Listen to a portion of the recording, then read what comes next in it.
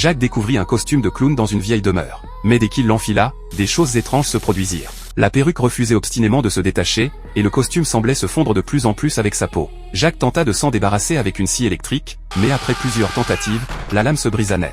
Le lendemain, son malaise s'aggrava. Il décida alors de contacter le propriétaire du costume. Après avoir expliqué la situation, son interlocuteur paniqua immédiatement et exigea une rencontre urgente. Jacques se rendit rapidement au lieu de rendez-vous. À peine entré, un vieil homme surgit, brandissant un livre ancien. Il lui révéla l'origine du costume de clown, c'était en réalité l'enveloppe charnelle d'un démon. Quiconque le portait tombait sous son emprise. Effrayé, Jacques écouta le vieil homme poursuivre son récit. Le clown originel était un démon cornu au nez rouge qui vivait dans les montagnes. Il attirait les enfants du village dans sa caverne pour les dévorer. Ce n'est qu'après de nombreuses années qu'il prit l'apparence d'un clown.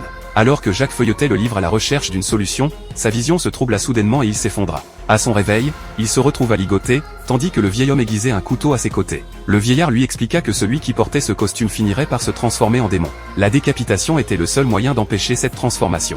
Dans l'urgence, Jacques parvint à se libérer de ses liens. Il plaqua le vieil homme au sol et le ligota à son tour, avec l'intention de l'emmener au commissariat. Mais soudain, le vieillard l'étrangla par derrière.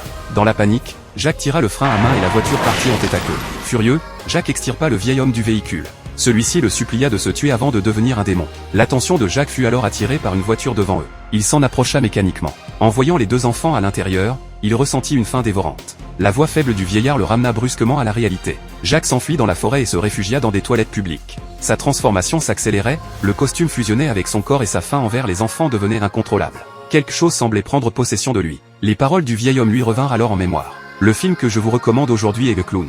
Je m'excuse, mais pour des raisons de droit d'auteur, je ne peux partager que cet extrait. Les personnes intéressées peuvent rechercher le film complet. Merci de votre attention et à la prochaine fois.